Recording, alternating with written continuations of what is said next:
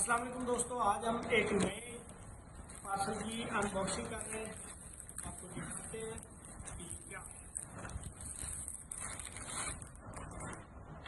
ये है जी। एग फैटनर भी इसे आप कह सकते हैं और ऐसी ही बहुत सी चीज़ें आप इससे मिक्स कर सकते हैं। बहुत अच्छी चीज़ है, बहुत अलग क्वालिटी है।